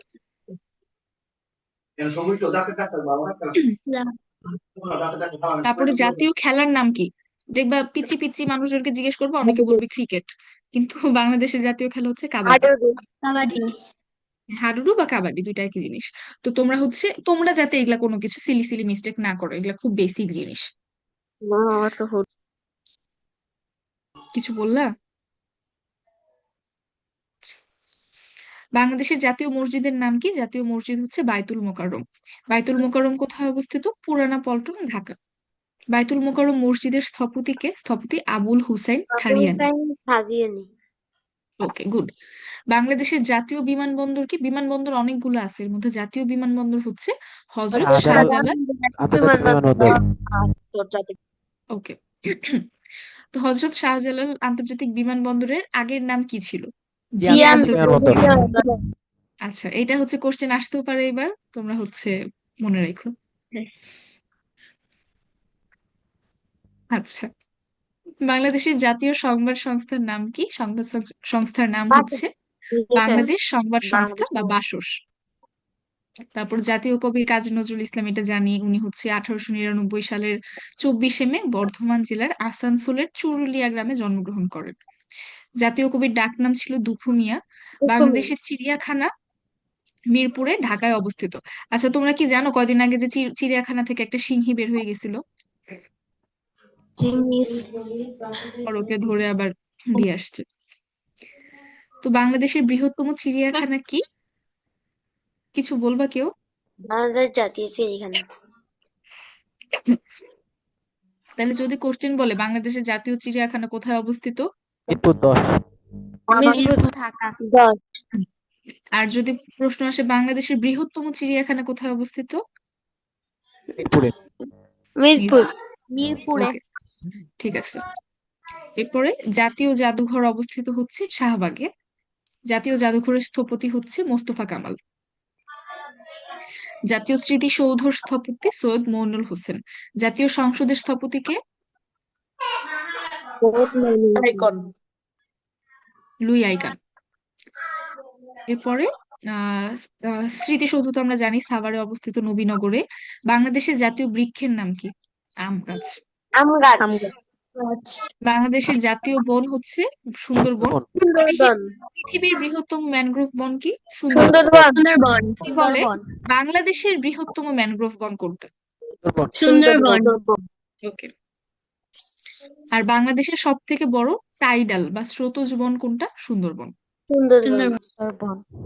কেন হচ্ছে বললো যে সব থেকে বড় টাইডাল বন? কারণ তোমরা যদি সুন্দরবনে কখনো যাও, ধরো নামলা, নেমে দেখলা যে তোমরা যখন নামছো ওই এলাকাটা হয়তোবা তখন মাটি আছে, কাদা হয়ে আছে এরকম, কিছুক্ষণ পরে এসে দেখবে ওই জায়গা পুরাটা পানি দিয়ে ভরে গেছে। মানে ওখানে যে একসময় মাটি ছিল এটা তুমি বুঝতেই পারবে না, কারণ জোয়ার ভাটার সময় যখন হচ্ছে ভাটা হয় পানিগুলো এদিকে সরে যায়, তখন কাদা ধরো উঠে আসছে। আর যখন আবার জোয়ার হয় তখন পুরাটা আবার পানি দিয়ে ভরে যায়। তো এই যে তোমার টোটাল একটা টাইডাল ফ্লো চলতেই আছে, এই জন্য বনটাকে বলা হয় কি? সব থেকে বড় টাইডাল বন। আচ্ছা, বাংলাদেশ জনশুমারি। জনশুমারি মানে কি? ওই যে আমরা হচ্ছে কি মানুষ যে গণনা করে, এই গণনাটাকে তোমার বলা হয় কি? জনশুমারি বলা হয়। বাংলাদেশে এ পর্যন্ত কতটি জনশুমারি অনুষ্ঠিত হয়েছে? 6টা। 6টি। স্বাধীনতার পরে প্রথম 6টি। জনশুমারি কোথায় হয়? বাংলাদেশের প্রথম জনশুমারি কবে অনুষ্ঠিত হয়? 1974 সালে। 1974 সালে। আচ্ছা, আর জনশুমারি কয় বছর পর পর অনুষ্ঠিত হয়? 10 বছর। 10 বছর। তাহলে সামনে যে জনশুমারিটা হবে সেটা কত সালে হবে? 32 সালে। 2032 আচ্ছা, ওটা কততম? আচ্ছা, এখন যদি কোশ্চেন করি, বাংলাদেশের সপ্তম জনশুমারি কবে অনুষ্ঠিত হয়? 1932 সালে। 2032 সালে। হ্যাঁ, 2032। 1932 কে বলছো? 2000। আচ্ছা, 2032 সালে। আচ্ছা, এখানে ঘষ্ট লিখছে, ষষ্ঠ হবে, ঠিক করে ফেলো। ষষ্ঠ জনশুমারির রিপোর্ট অনুযায়ী জনসংখ্যা সর্বাধিক কোন জেলায়? তো এটা আমরা আগে ঢাকা। কিন্তু পড়ে আসছি, ঢাকা হচ্ছে সব থেকে বেশি বড় জনসংখ্যার দিক থেকে। তাহলে রিপোর্ট অনুযায়ী সব সব থেকে বেশি জনসংখ্যা ঢাকাতে, সব থেকে কম কোথায়? বান্দরবানে। এগুলা কিন্তু আগে পড়ে ফেলছি। তারপরে কোন উপজেলায় সর্বাধিক? সাভারে, উপজেলার ক্ষেত্রে। তারপর হচ্ছে জুরাছড়ি, এটাও কিন্তু আমরা পড়ে ফেলছি, তাই না? যে হচ্ছে সব থেকে কম জনসংখ্যা কোন উপজেলায়? জুরাছড়িতে। এরপরে এই জিনিসটা হচ্ছে মানুষ অনেকে গুলায় ফেলে, ভূপ্রকৃতি, আবহাওয়া, জলবায়ু। আচ্ছা, বলতো সর্বনিম্ন বৃষ্টিপাত কোথায় হয় বাংলাদেশে? নাটোরের লালপুর। ম্যাম, আর সর্বোচ্চ বৃষ্টিপাত? নাটোরের লালপুর। সিলেটের লালাখালী। হ্যাঁ, তো এটা কি করে যে দুইটাতে যে লাল লাল আছে এটা দেখে অনেকে গুলায় ফেলে, তো এটা গুলানো যাবে না। সব থেকে বেশি বৃষ্টিপাত হয় সিলেটে। কেন? কারণ সিলেটে অনেক বেশি গাছপালা আছে। ইভেন এটাও তোমরা মনে রাখবা যে কেন হচ্ছে সিলেটেই শুধুমাত্র এত বেশি চা গাছ উৎপন্ন হয় ওই অঞ্চলটাতে। কারণ চা গাছ উৎপন্ন হওয়ার জন্য তোমার হচ্ছে অনেক বেশি বৃষ্টিপাত দরকার হয়, আর এমন একটা মাটির দরকার যেখানে পানি গড়ায় চলে যেতে পারবে। তাহলে দেখো, সিলেট কি পাহাড়ি অঞ্চল, তার মানে সেখানে কি হয়, পানি জমে থাকে না, অনেক বৃষ্টি হয় কিন্তু বৃষ্টির পানিটা আবার গড়ায় পড়ে যায়। তাহলে এই সব কিছুর উপর ডিপেন্ড করে ওখানে হচ্ছে চা গাছের জন্য এটা একটা ভালো আবহাওয়া। তো সর্বোচ্চ বৃষ্টিপাত হয় সিলেটের লালাখাল। সর্বনিম্ন সব থেকে কম বৃষ্টিপাত হয় নাটোরের লালপুর। এরপরে হচ্ছে তোমার, তাহলে যেখানে বৃষ্টিপাত কম হচ্ছে সেখানে কি উষ্ণতা বেড়ে যাচ্ছে? তাহলে বাংলাদেশের উষ্ণতম স্থান কোনটা? লালপুর। লালপুর। আচ্ছা, নাটোরের লালপুর। হ্যাঁ। আর তাহলে বাংলাদেশের উষ্ণতম জেলা কোনটা? রাজশাহী। রাজশাহী আর নাটোরের পাশাপাশি উষ্ণতম জেলা হচ্ছে রাজশাহী। তারপরে হচ্ছে, আমি কি বললাম, সিলেটে অনেক বেশি বৃষ্টি হয়, যেখানে বৃষ্টি হবে সেখানে কি তোমার শীতল একটা আবহাওয়া ক্রিয়েট হবে। তাহলে শ্রীমঙ্গল মৌলভী বাজার এটা কি সিলেটের একদম পাশে না? তাহলে জি শীতলতম ম্যাম। স্থান কোনটা? শীতলতম স্থান হচ্ছে সিলেটের মৌলভী বাজার, মৌলভীবাজার। শ্রীমঙ্গলে। পরে বাংলাদেশের উষ্ণতম মাস কোনটা? এপ্রিল। এপ্রিল। মাস হচ্ছে এপ্রিল। শীতলতম মাস হচ্ছে জানুয়ারি। জানুয়ারি। জানুয়ারি। এরপরে বাংলাদেশের এটা হচ্ছে মাথায় রাখবা যে বাংলাদেশের পাহাড় তোমার হচ্ছে তিনটা আছে, টারশিয়ারি যুগের পাহাড় সমূহ, প্লাইস্টোসিন কালের সোপান সমূহ, আর হচ্ছে কি কি জানি পাললিক কি জানি, একটু আমার মনে পড়তেছে না এখন। মানে বাংলাদেশের যে মাটিটা আছে এই অঞ্চলগুলোকে তিনটা ভাগে ভাগ করা যায়। একটা হচ্ছে টারশিয়ারি যুগের পাহাড় সমূহ, তারপর হচ্ছে প্লাইস্টোসিন কালের সোপান সমূহ, আর এরপরে সমভূমি যেটাকে বলে পাললিক সমভূমি না কি জানি, আমি এক্সাক্ট টার্মটা ভুলে গেছি। তাহলে পাহাড়গুলা কখন গঠিত হয়েছে? টারশিয়ারি যুগে। তো এটা একটু মাথায় রাখবা যে বরেন্দ্র ভূমি কোন অঞ্চল নিয়ে গঠিত। বরেন্দ্র ভূমি গঠিত হয়েছে রাজশাহী বিভাগের উত্তর পশ্চিমাংশ নিয়ে। তারপরে বাংলাদেশের কোন জেলা সমতল, সমুদ্র সমতল, মানে সমুদ্র যেই পৃষ্ঠে আছে সেটা থেকে কত উঁচুতে বা কত নিচুতে আছে সেটার উপর ডিপেন্ড করে তোমার হচ্ছে একটা কি বলে মেজারমেন্ট করা হয়। তো বাংলাদেশের সমুদ্র সমতল থেকে সব থেকে উঁচুতে অবস্থিত কি? দিনাজপুর। আর দিনাজপুর। হ্যাঁ, সব থেকে উঁচু। এরপরে মধুপুর ও ভাওয়ালের গড় এরা কোথায় অবস্থিত? এদের কিন্তু লাল মাটি। তো মধুপুর আর ভাওয়ালের গড় এরা অবস্থিত কি? গাজীপুরে, ময়মনসিংহে এবং কোথায়? টাঙ্গাইলে। বাংলাদেশ পৃথিবীর বৃহত্তম বদ্বীপ কোনটা? বাংলাদেশ। বাংলাদেশ। আচ্ছা, তোমরা বলো তো ঢাকার প্রতিপাদ্য স্থান কোথায় অবস্থিত? চিলির নিকট প্রশান্ত মহাসাগরে। আচ্ছা, প্রতিপাদ্য স্থান এটা নিয়ে কি তোমাদের আইডিয়া আছে? এটা কাদেরকে বলা হয়, কেন, কোন স্থানটাকে বলা হয়? নোমিস। আচ্ছা, আমি তোমাদেরকে একটু ই করে দেখাই। প্রতিপাদ্য স্থান বলতে বোঝায় আসলে যে ধরো এই যে পৃথিবীটা একটা 3D মানচিত্র না, সে তো 3D, তাহলে কি পিছনের দিকেও এরকম তোমার একটা হালকা গোল টাইপের আছে, মানে আমি আঁকতে পারিনি ঠিকভাবে, বাট এরকম। তাহলে চিন্তা করে দেখো, পৃথিবীর এই উপরের প্রান্তটা, এই প্রান্তে ধরো ঢাকা। তো আমি যদি ঢাকাকে একদম ফুটা করে ভেতরে ঢুকে যাই, ধরো আমি পৃথিবীকে ফুটা করে ভেতরে চলে গেলাম, তাহলে একদম এক্সাক্ট ফোটা করে পেছনের দিকে গেলে যে জায়গাটায় আমি পৌঁছাবো সেটাই কি প্রতিপাদ্য স্থান। তাহলে ঢাকা কি এখানে আছে? একদম পৃথিবী ফুটা করে যদি আমি পেছনের প্রান্তে চলে যাই, তাহলে আমি কি পাচ্ছি? চিলিকে পাচ্ছি। তো এই যে অঞ্চলটা, এটাকে বলা হচ্ছে কি প্রতিপাদ্য স্থান, বুঝছো?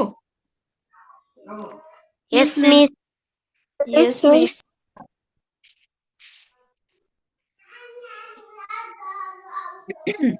এরপরে হচ্ছে সোয়াচ অফ নো গ্রাউন্ড, এটা তো বলছি, বঙ্গোপসাগরে অবস্থিত।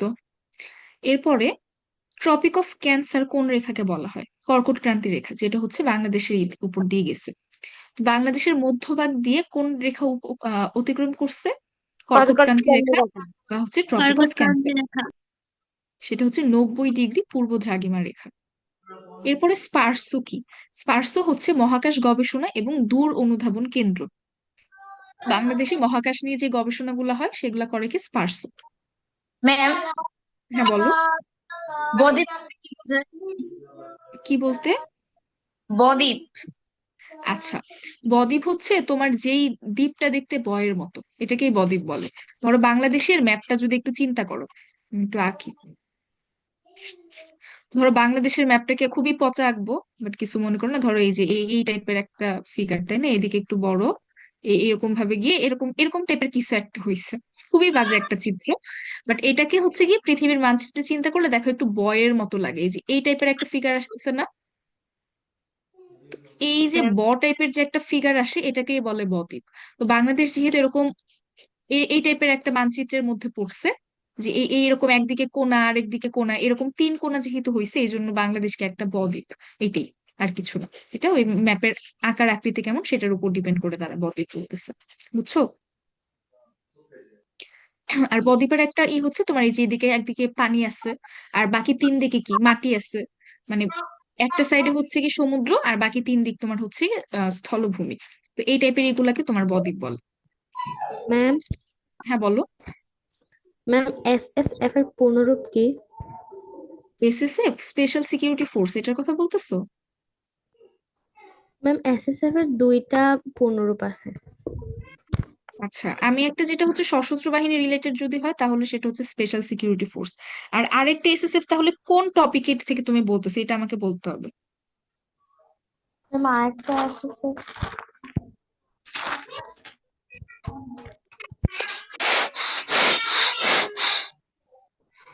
তো ধরো হচ্ছে এসএসএফ অনেক কিছু হইতে পারে, যেমন ধরো স্পেশাল সিকিউরিটি ফোর্স, এটা হচ্ছে মোস্ট সলিড কমন একটা meaning. Solid state fermentation.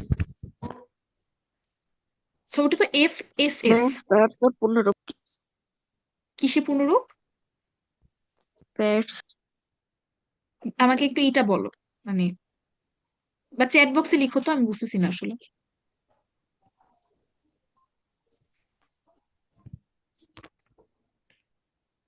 Chat বক্সে একটু লিখে তো, আমি দেখতেছি।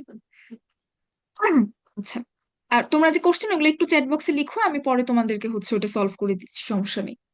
আচ্ছা, এরপরে বলছে যে ঘূর্ণিঝড় ও মহাকাশের এগুলা কে করে? স্পার্সো করে। তো স্পার্সোর আহ মানে বাংলাদেশের একমাত্র পূর্বাভাস কেন্দ্রকে স্পার্সো। তারপরে কতটি, এই কোশ্চেনটা একটু ইম্পর্টেন্ট, এটা হচ্ছে তোমরা একটু দাগায় রাখো, বাংলাদেশে বর্তমানে কতটি ভূকম্পন পর্যবেক্ষণ কেন্দ্র রয়েছে? এই যে এখন অনেক ভূমিকম্প হচ্ছে, এর জন্য এই কোশ্চেনটা হচ্ছে একটু রিলেভেন্ট। তাহলে বাংলাদেশে টোটাল 4টা ভূকম্পন পর্যবেক্ষণ কেন্দ্র রয়েছে। উপগ্রহ ভূকেন্দ্র কি? আন্তর্জাতিক টেলিযোগাযোগের মাধ্যম। টোটাল বাংলাদেশে 4টা উপগ্রহ ভূকেন্দ্র রয়েছে। প্রথম উপগ্রহ ভূকেন্দ্র কোথায় অবস্থিত? সেটা হচ্ছে বেতবুনিয়া উপগ্রহ ভূকেন্দ্র, রাঙামাটি। তালিবাবাদ কোথায়? গাজীপুরে। বাংলাদেশের সর্বশেষ উপগ্রহ ভূকেন্দ্র কোনটা? সিলেটে। আচ্ছা, আমি একটু চ্যাট বক্সটা দেখে ফেলি।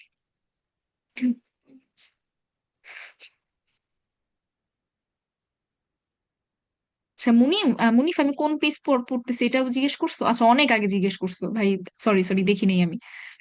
স্পার্সো, আচ্ছা স্পার্সোর ফুল মিনিং, তার ওটা হচ্ছে স্পেস কি জানি একটা Bangladesh space research and remote sensing organization, এটা হচ্ছে SPARRSO full form. Full form of cadet, এটা তো আমি কখনো ভাবি নাই। আচ্ছা, আমি আবার স্পারসোর ফুল ফর্মটা বলতেছি, space research and remote sensing organisation. Thank you.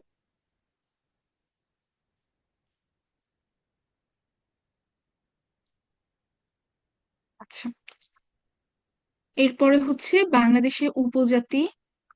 ও আমাদের ক্লাস টাইম তো শেষ হয়ে গেছে, অনেক কিছু বাকি পড়ানো।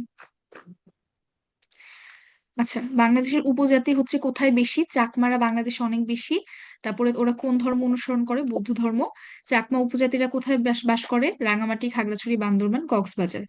চাকমাদের বর্ষবরণ উৎসবকে বলা হয় বিষ্ণু বিষ্ণু উৎসব। মারমা উপজাতিরা কোথায় বাস করে? বান্দরবান, কক্সবাজার, পটুয়াখালী। মারমাদের বর্ষবরণ অনুষ্ঠানকে বলা হয় সাংগ্রাই। তাহলে চাকমাদের বর্ষবরণ বিষ্ণু, মারমাদের বর্ষবরণ হচ্ছে সাংগ্রাই। রাখাইনদের আদি নিবাস কোথায়? আরাকানে, বা আরাকান হচ্ছে মিয়ানমারে এখন। এরপরে বাংলাদেশের দ্বিতীয় সংখ্যাগরিষ্ঠ, প্রথম সংখ্যাগরিষ্ঠ হচ্ছে চাকমা, দ্বিতীয় সংখ্যাগরিষ্ঠ হচ্ছে সাঁওতাল। কোন উপজাতিরা মুসলমান? পাঙ্গন। তারপরে পাঙ্গনদের ধর্মীয় গ্রন্থ অবশ্যই কোরআন শরীফ, যেহেতু ওরা মুসলিম। এরপর হচ্ছে উপজাতিরা সবচেয়ে বেশি বাস করে কোন জেলায়? এই রাঙামাটি, খাগড়াছড়ি, বান্দরবান, এই জেলাগুলোতে। বাংলাদেশের মাতৃতান্ত্রিক মানে মা প্রধান এরকম উপজাতিরা কারা? গারো আর খাসিয়া। উপজাতীয় বর্ষবরণকে একসাথে সামগ্রিকভাবে বলা হয় বৈশাখী। ওই বৈশাখী কেন? বৈশু, সাংগ্রাই। সাংগ্রাই কাদের বর্ষবরণ উৎসব বলো তো? মারমা। মারমা। আচ্ছা, আর বিষ্ণু? চাকমা। চাকমা। আচ্ছা, তাহলে এই যে এই চাক- তিনটাকে একসাথে বলা হয় বৈশাখী, বৈশুক, সাংগ্রাই আর হচ্ছে বিষ্ণু।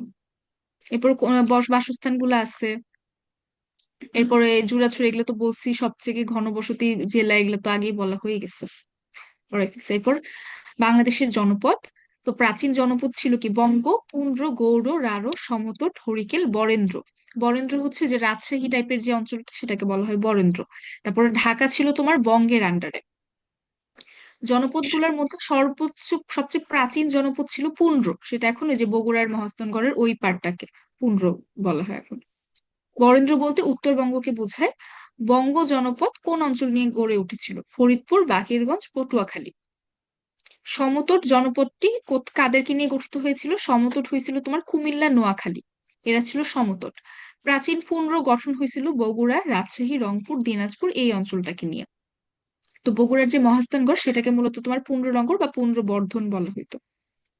আচ্ছা, তারপরে বাংলাদেশের জনসংখ্যার, এগুলা তো পড়ছি আমরা, যে জনসংখ্যার হিসেবে বাংলাদেশ বর্তমানে এশিয়ার পঞ্চম দেশ। বাংলাদেশে অবস্থান হচ্ছে অষ্টম বিশ্বের দিক থেকে। চিন্তা করো যে বাংলাদেশে আয়তনের দিক থেকে বিশ্বে অবস্থান 94তম, জনসংখ্যার দিকে অবস্থান অষ্টম, আর এশিয়ার মধ্যে পঞ্চম। তারপরে মুসলিম বিশ্বে অবস্থান হচ্ছে তৃতীয়, দক্ষিণ এশিয়ার দিক থেকেও হচ্ছে তৃতীয়। জনসংখ্যায় সবচেয়ে বেশি উপজেলা, এগুলা তো বলছি।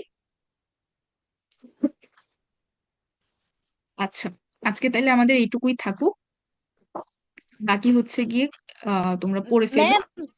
হ্যাঁ বলো। ম্যাম, হ্যাঁ বলো বলো। আমার একটা প্রশ্ন ছিল। হ্যাঁ, কি প্রশ্ন? এই যে সেনাবাহিনীর যে সিপাহী হামিদুর রহমান ও সিপাহী মোস্তফা কামাল যে সেনাবাহিনীর বীরশ্রেষ্ঠ, হুম, তাদের উপাধি যে সিপাহী আছে, এটা তো কোনো সেনাবাহিনীর উপাধির মধ্যে নেই, তাহলে এটা কিভাবে হলো? আচ্ছা, তোমার হচ্ছে সেনাবাহিনী, এটা আমি তোমাদেরকে বলছি না যে সেনাবাহিনী, বাংলাদেশ সেনাবাহিনীর আগের কি ছিল? ইস্ট বেঙ্গল রেজিমেন্ট, তাই না? তো সেনাবাহিনীর মধ্যে তোমার দুই ধরনের অফিসার আছে, একটা হচ্ছে কমিশনড অফিসার, একটা হচ্ছে নন কমিশনড। তো একজন হচ্ছে অফিসার আর অন্যদেরকে হচ্ছে সৈনিক বলে হচ্ছে অনেকে অভিহিত করে। তো সিপাহী হামিদুর রহমান, এই সিপাহী টার্মটা দেখবে যে তোমরা লেফটেন্যান্ট, তারপর হচ্ছে ক্যাপ্টেন, মেজর, এইগুলা কি তোমার কমিশন র্যাঙ্ক, কমিশন অফিসার যারা। আর অন্যান্য যে পার্ট গুলা ওরা এখন নাই, এখন হচ্ছে জেসিও বা হচ্ছে এনসিও, তারপর এই ধরনের কিছু টার্ম আছে, এটা হচ্ছে নন কমিশনড অফিসারদের ক্ষেত্রে। তো এই যে সিপাহী টার্মটা, এটা তখন ইস্ট বেঙ্গল রেজিমেন্ট যে ছিল, সেই ইস্ট বেঙ্গল রেজিমেন্টে তখন তোমার এই পদ পদবিগুলো ছিল, যেটা এখন আর হচ্ছে গিয়ে দেখা যায় না, এখন এটা নাই, বাংলাদেশ সেনাবাহিনীতে এটা উঠায় ফেলছে। বুঝছো? তো এই যে সিপাহী, তারপরে লেন্স নায়েক, এই জিনিসগুলো তোমার আগে ছিল, যখন বাংলাদেশ স্বাধীন হয় নাই, ওই পাকিস্তানের সাথে যখন তোমার ওই যে রেজিমেন্ট ছিল আমাদের ইস্ট বেঙ্গল রেজিমেন্ট, সেটার পদবি ছিল সিপাহী, এখন আর ওগুলা নাই। বুঝছো? ম্যাম, হ্যাঁ বলো। এটার পিডিএফটা দিয়ে দিন। আচ্ছা ঠিক আছে, ওকে, তাহলে হচ্ছে এই পর্যন্তই থাকুক। তোমরা কি সবাই বুঝতে পারছো আজকের পড়া? Yes, ma'am. জি ম্যাম। আচ্ছা, তো তোমাদের হচ্ছে গিয়ে, তোমরা সবাই ভালো থাইকো, সুস্থ থাইকো, ভালো করে পড়াশোনা করো, ওকে? আসসালামু আলাইকুম। আসসালামু আলাইকুম ম্যাম। করেন। আসসালামু আলাইকুম ম্যাম।